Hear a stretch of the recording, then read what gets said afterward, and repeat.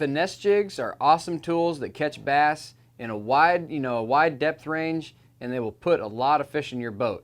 Now, typically your finesse jigs are going to have a ball head like this or a somewhat rounded head, and they're going to be fairly small. That's the key to them, is they're small. They don't have a bunch of bulky skirt on there.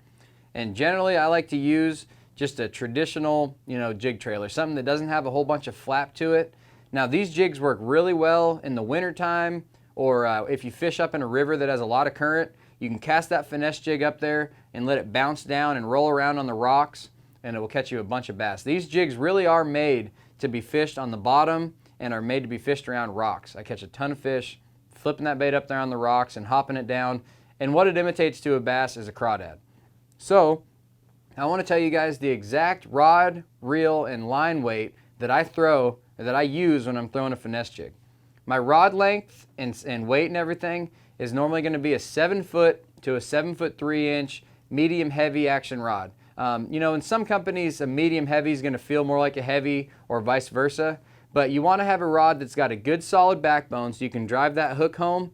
But this also isn't a huge hook on there. So if you have a super heavy action rod and you're slamming the hook set really hard with a finesse jig, it's really overkill. So a medium heavy rod is sort of perfect with that 7-foot, 7'3" maybe medium heavy action rod. That's what I like to use. Now, gear ratio, just your typical gear ratio is going to be good. A 6.2 to 1 up to a 6.6 to 1 depending on the brand.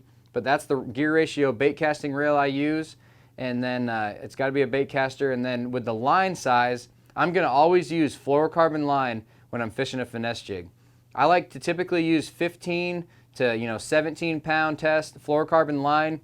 If you're fishing in somewhere that does have wood structure or a lot of current and some big mean bass, you might want to beef it up a little bit to 20. But that 15 to 17 is going to allow you to work that bait down there deeper and feel the bottom a little bit. The lighter your line, the more bottom contact and the more feel you have. So that 15-pound test up to maybe a 17-pound test, fluorocarbon line is really important, and that's kind of one of those other little key things. Especially if you're fishing in clear water, you're going to be glad you have that fluorocarbon. So get yourself a 7-foot to 7'3" medium heavy rod, a good mid-level bait casting gear ratio reel, and the right fishing line, the right fluorocarbon.